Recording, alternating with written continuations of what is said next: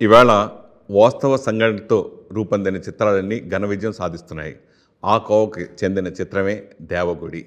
ఈ సినిమా ఈ నెల 30వ తారీఖున జనవరి 30న ప్రేక్షకుల ముందు రాబోతుంది. ఆ సందర్భంగా దర్శక నిర్మాత రామకృష్ణారెడ్డి గారు, అభినవ్ శౌర్య, అనుశ్రీ ఏ మీ ఇద్దరి క్యాబిలెటర్ ఏతో స్టార్ట్ అయ్యాయి. చెప్పండి సార్. రామకృష్ణారెడ్డి గారు అంతకుముందు ఎప్పటి నుంచో మనకు పరిచయం. సో అద్భుతమైన దృశ్య కావ్యం లాంటి సినిమాలు తీశారు. సో దేవగుడి అనేది ఎలా పేరు ఎందుకు వచ్చింది సార్? ఇది రియల్ విలేజ్ నేమే Devagudi. Basically it is in near by Jammalamadugu, Kadapa district. So అది ఆ ఏరియాలో మన కంటెంట్కి దగ్గరగా ఉంది కాబట్టి గ్రామీణ వాతావరణం, అలాగే ఒక రాయలసీమ కట్టుబాట్లు ఇవి యాప్ట్ కాబట్టి కొన్ని నిజమైన సంఘటనలు జరిగినాయి కాబట్టి సో దేవగుడి విలేజ్ నేమ్ పెడితే బాగుంటుందని పెట్టాను. శోభన్ బాబు గారితో వచ్చిన దేవాలయం సినిమా పేరు విన్నాం. ఈ సినిమా పేరు అన్నా కానీ ఆ పేరు గుర్తొచ్చింది. అంటే ఆ రిలేటివ్ ఆ బ్యాక్డ్రాప్ సంబంధించి అట్లా ఏదైనా ఉంటుందా? గుడికి సంబంధించి అట్లా ఉండదు, just it is a village name. అవును. ఇప్పుడు ఇంతకుముందు నేను చెప్పినట్టుగా వాస్తవ సంఘటనలతో రూపొందిన నిజ జీవితకు దగ్గరగా ఉండే సంఘటనలు చాలా సినిమాలు అంతకుముందు వచ్చి పోయాయి. ఈ సినిమా ఎక్కడ జరిగింది, ఎప్పుడు జరిగింది, ఆ సంఘటనలు ఏంటి? ఇది గతంలో ఫ్యాక్షన్ గతంలో జరిగింది. ఇప్పుడు ప్రజెంట్ ఫ్యాక్షన్ వద్దు, ఫ్యాషనే ముద్దు అనే నినాదంతో ఆ దేవగుడి ఊరిలో ఉన్నటువంటి దేవుడి ఆదినారాయణ రెడ్డి గారు జనరల్గా ఎంకరేజ్ చేస్తున్నారు యూత్ని ఫ్యాక్షన్ జోలికి వెళ్ళొద్దని. అయితే నేను గతంలో జరిగిన ఇన్సిడెంట్స్ని తీసుకుంటూనే ఇప్పుడు నిత్యం జరుగుతున్న ఇన్సిడెంట్స్పై కాన్సన్ట్రేట్ చేయడం జరిగింది. నిత్యం జరుగుతున్నాయి, మేబీ ఎవ్రీడే జరుగుతూ ఉంటుంది ఆల్ ఓవర్ ఇండియాలో. అలాంటి సంఘటనలు ఇందుకు జోడించడం జరిగింది. అభినవ్ సరి గారు, ఫస్ట్ టైం మీరు చేశారంటే ఎవ్వరూ నమ్మరు. ఈ సినిమా ట్రైలర్ చూసినా, సాంగ్ చూసినా, యాక్షన్ బాట్ చూసినా, ఏం చూసినా అంతా మాకు మొన్న ప్రెస్ మీట్లో మమ్మల్ని అందరినీ మైమరిపించారు. సో ఎలా మీ మొదటి సినిమాకి ఇవన్నీ ఎలా చేయగలిగారు ఏంటి? ఏం లేదు సార్, అంటే చాలా రోజుల నుంచి ఒక ఛాన్స్ కోసం వెయిట్ చేస్తున్నప్పుడు ఈ ఛాన్స్ రావడానికి నాకు 12 years పట్టింది. అంటే ఈ దేవగుడి అనే ఛాన్స్ రావడానికి. వన్స్ అది వచ్చిన తర్వాత దాన్ని నించోబెట్టుకోవడానికి ప్రతి ఫ్రేమ్, ప్రతి షాట్ ఇంక ఇదే లైఫ్ అన్నట్టు చేశాను.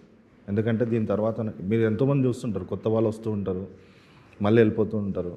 కానీ నేననే అభినవ్ అనే క్యారెక్టర్, ధర్మ అనే క్యారెక్టర్ నాకు ఎప్పుడైతే ఇచ్చాడో, బయటికి వస్తే థియేటర్ నుంచి ఆ ధర్మ అనే క్యారెక్టర్ ప్రతి ఆడియన్స్ మైండ్లో ఉండాలి, ప్రతి హార్ట్కి టచ్ అవ్వాలి అనేది చేస్తుంటారు.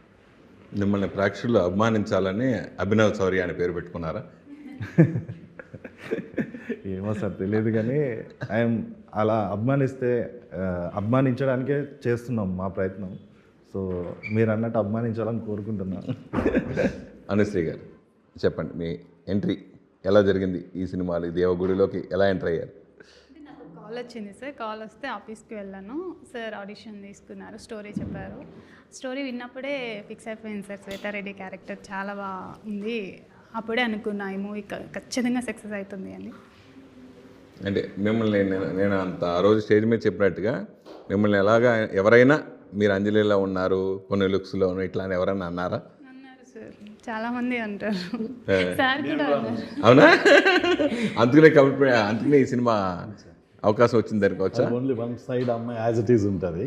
అవును. సో మ్యాక్సిమం మూవీలో కూడా మేము అలాగే వెళ్ళామన్నమాట. కెమెరా యాంగిల్స్ కూడా ఆ యాంగిల్లోనే చూపించారు, మ్యాక్సిమం తీసుకున్నాం అన్నమాట. అవునవును. మీకు వచ్చిన బెస్ట్ కాంప్లిమెంట్ అట్లా? అంతే సార్, అంజలిలో ఉంటామన్నారు.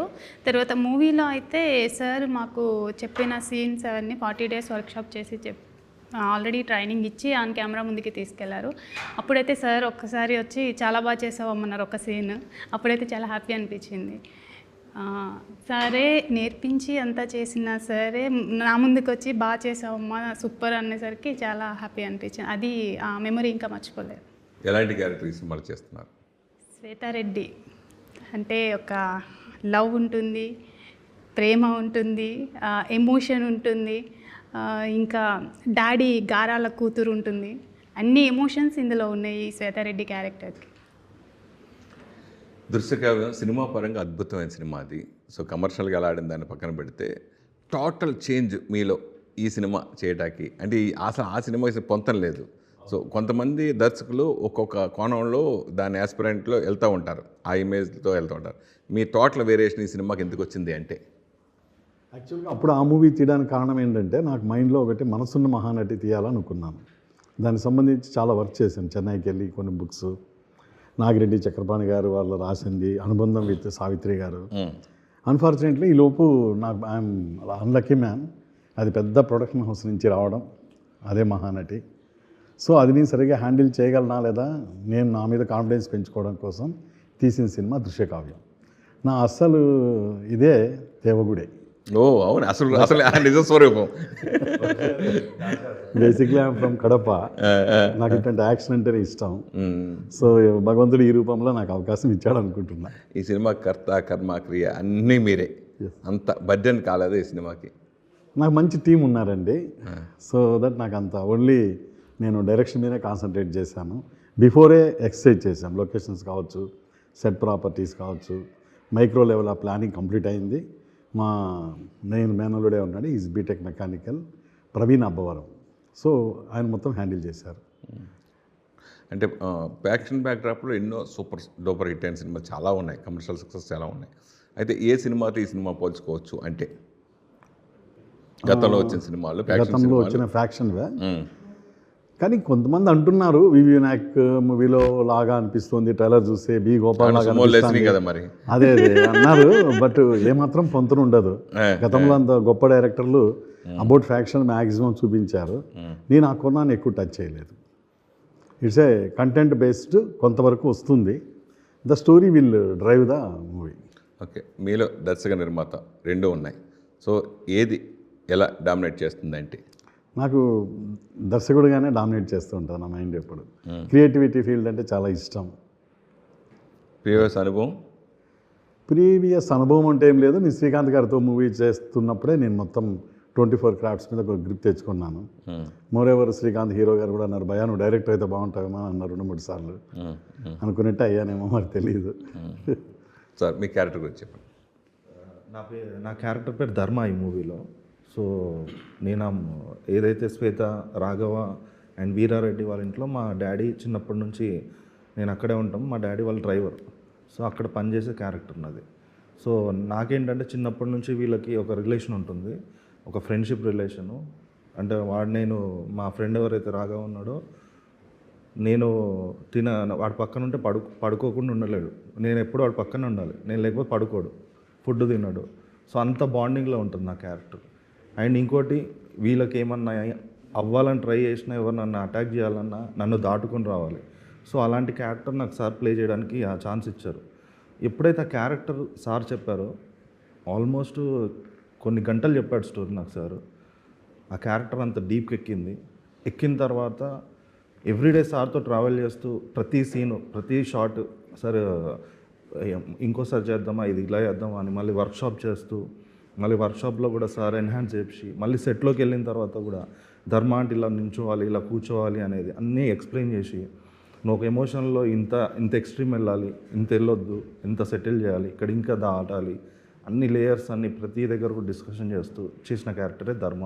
అండ్ ఈ ధర్మ అనే క్యారెక్టర్ నా లైఫ్లో డ్రీమ్ కమ్ క్యారెక్టర్ ఇది. అంటే ఒక మనిషికి ఇలాంటి, నాకు చాలామంది అంటారు మంచి లవ్ స్టోరీ చేయొచ్చు కదా, ఇది చేయొచ్చు కదా, ఎవరికి రాని ఆపర్చునిటీ ఇంత, అంటే ఒక కమర్షియల్ మూవీలో ఒక స్టార్కి పడే, అంటే ఒక చాలామందికి ఫస్ట్ మూవీ ఇది పడదు, ఇంత భారీ బడ్జెట్ తోటి, ఇది ప్రొడక్షన్ నెంబర్ 6 ఇలాంటి బ్యానర్లో, అండ్ ఇలాంటి క్యారెక్టర్ రావడం చాలా అదృష్టం అని చాలామంది చెప్తారు. Really I'm lucky for this character.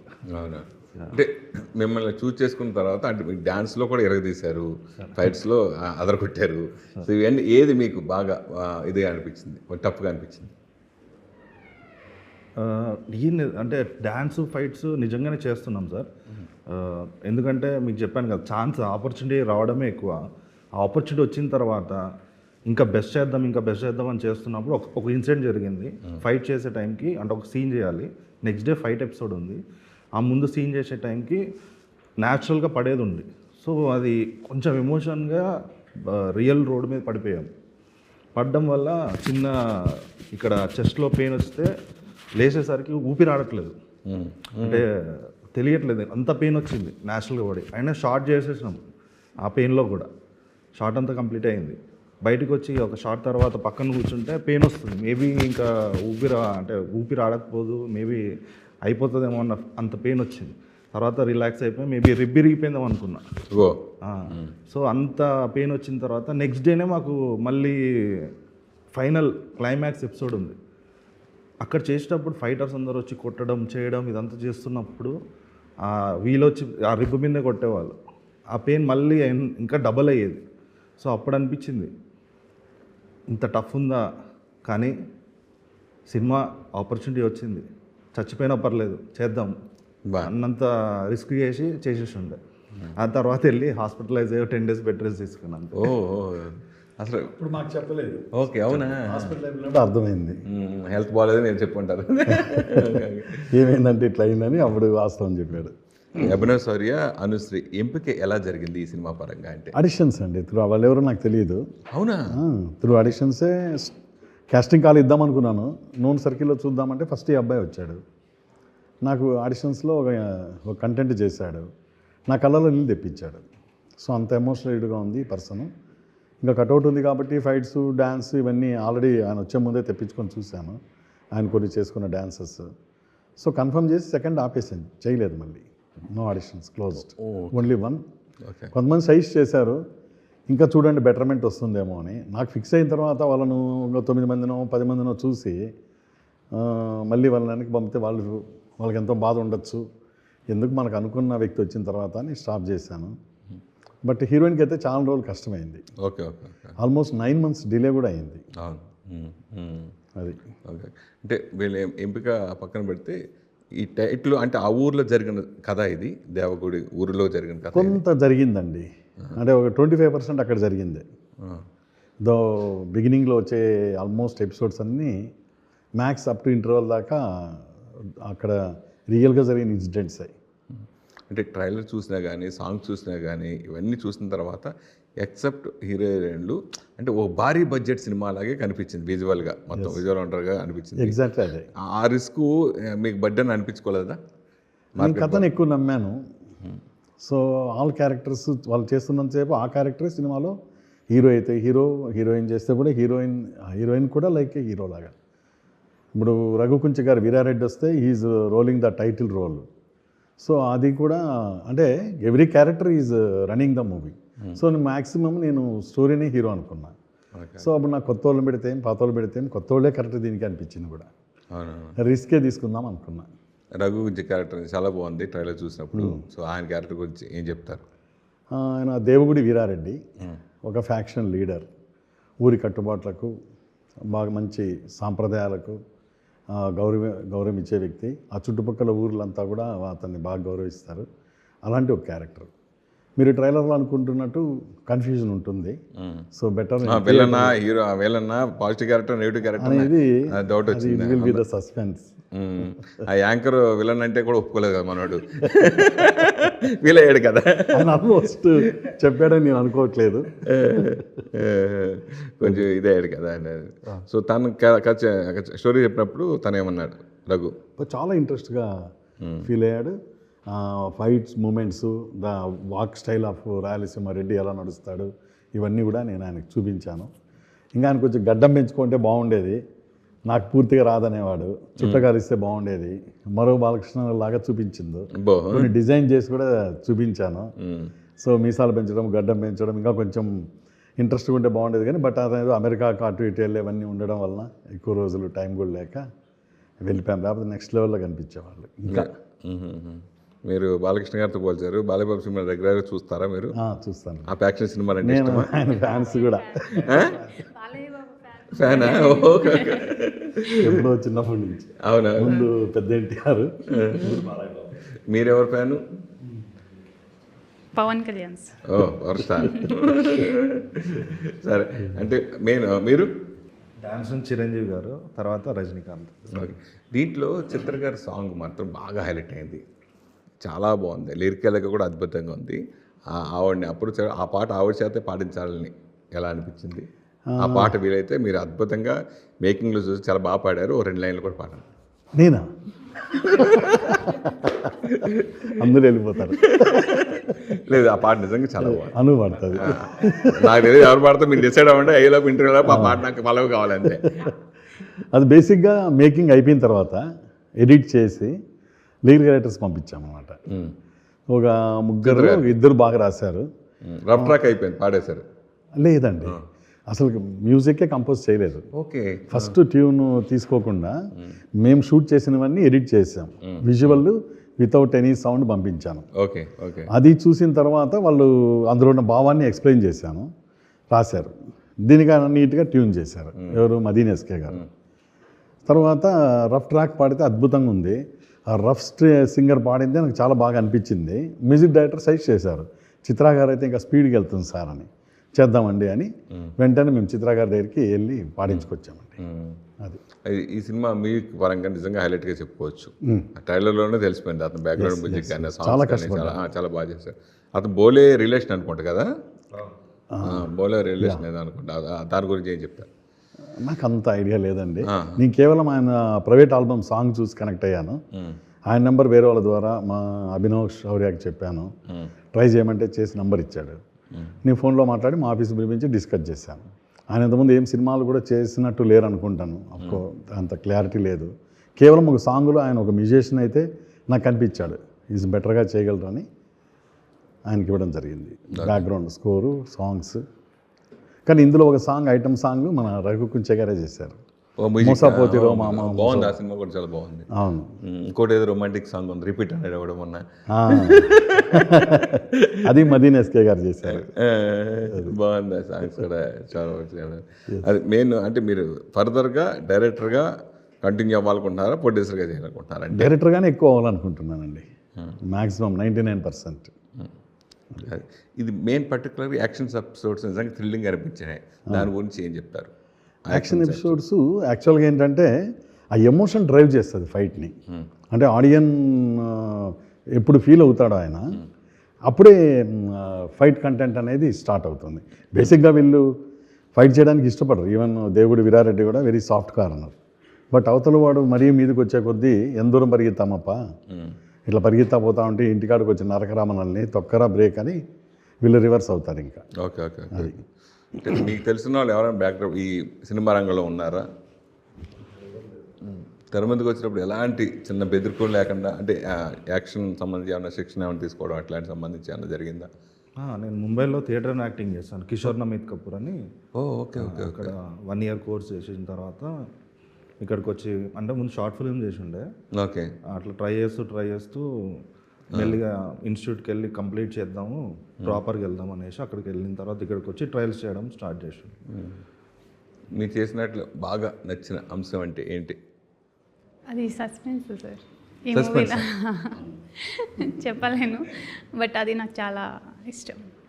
అంటే emotional highlight of the one of the హైలైట్స్లో చాలా హైలైట్ అయ్యే సీను, అందరికీ నాకు వెరీ సస్పెన్సివ్. అంటే అందరికి ప్రేక్షకులందరికీ మీరు గ్లామర్గా కనపడతారా, కొంచెం ఎమోషనల్గా కనపడతారా ఈ సినిమాలో? నవరసాలు ఉన్నాయి నాలో అందులో. అంటే ఏది ఎక్కువ ప్రాధాన్యత ఉంది ఈ సినిమాలో మీకు? అంటే ఎమోషన్ క్యారీ అవుతుంది, చెప్పడం లవ్ క్యారీ అవుతుంది.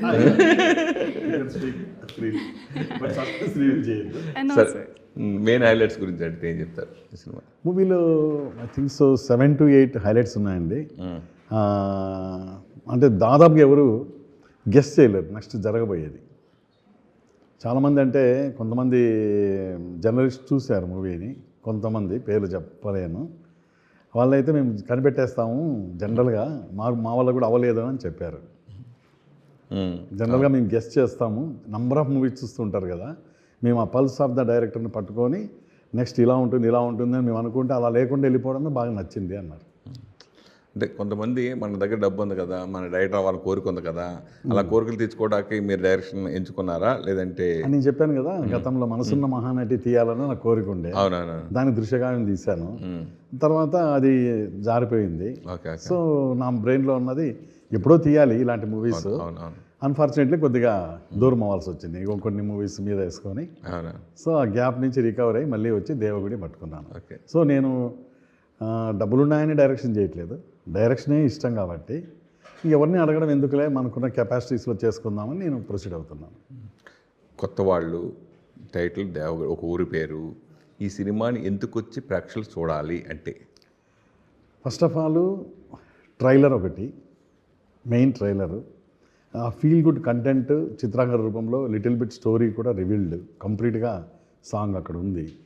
కథలో కూడా ఫస్ట్ 5 minutesలోనే బిగినింగే ఈ సాంగ్ ఓపెన్ అవుతుంది. అక్కడ కథ చెప్తూనే అదే సాంగ్లోనే చిన్నపిల్లలు పెద్దోళ్ళు అయిపోతారనమాట. There is no lag nothing, ఇమీడియట్గా స్టోరీలోకి వెళ్ళిపోతుంది సినిమా. సో ఎక్కడ బోరు కొట్టదు, ఎక్కడ చెత్త ఫ్రేము చెత్త డైలాగు ఏవీ లేవు ఇందులో. ప్రశాంతంగా కూర్చొని చూడొచ్చు. మీ డైరెక్టర్ గురించి మీరు ఏం చెప్తారమ్మా? మా గురూజీ సార్ మాకు ఇంకా 1 week ముందు నుంచి ఎట్లా అంటే నేను 40 days వర్క్షాప్ చేయాలనుకుంటున్నాను, నాకు 1 week ముందు నుంచే డేట్స్ కావాలని అడుగుతారు. ఇప్పుడు కూడా మూవీ Jan 30th కుంటే సార్ 2 months నుంచే మాకు అన్నీ ప్రిపరేషన్స్ చేస్తూ ఉంటారు. ఎలా మాట్లాడాలి, అలా మాట్లాడాలి, కాలేజెస్లో ఇలా ఉండే డ్రెస్సింగ్ స్టైల్తో సహా చెప్తూ ఉంటారు సార్. సార్ మీరు? రజనీకాంత్ గారికి కే బాలచందర్ అట్లనో అబ్బో నాకు సూపర్. బెల్లం రామకృష్ణ అట్లా. ఎందుకంటే రజనీకాంత్ గారికే కాదు, కమల్ హాసన్ కూడా ఆయన. కమల్ హాసన్ కూడా ఆయన. ఎందుకంటే సార్ నేను వచ్చిన తర్వాత ఇక్కడ ఇంత చూస్తున్నాం కదా బయట ఇండస్ట్రీలో, సార్ లాంటి పర్సన్ చూడలేదు. చెప్పా కదా నేను మొన్న స్టేజ్ మీద కూడా, ఒక పర్సన్ వచ్చి ఆఫర్ చేసి హీరోని 3-4 కోట్లు పెట్టుకొని హీరోని పెట్టుకో అంటే కూడా నేను పెట్టుకోను, నాకు ఆడిషన్లో సెలెక్ట్ అయ్యాను, ఆ అబ్బాయి కావాలి అని అన్నారు. ఎవరంటారు సార్ ఇక్కడ? అంతే. ఇప్పుడు నాలాంటి వాళ్ళకి అవకాశము సార్ ఇచ్చారు. సార్ని చూసి నేను ఇంకో 10 మందికి ఇస్తాను. అవకాశం ఇచ్చే వాళ్ళే లేకపోతే కరెక్టే. So he's god for me. మీరు బాలచంద్ర అంట గొప్ప దర్శకులు కావాలని, అలాగే ఆయన కూడా రజనీకాంత్ ఆయన పేరు తెచ్చుకోవాలని కోరుకుంటున్నాను. సరే, ఓకే అండి, thank you so much, all the best. Thank you.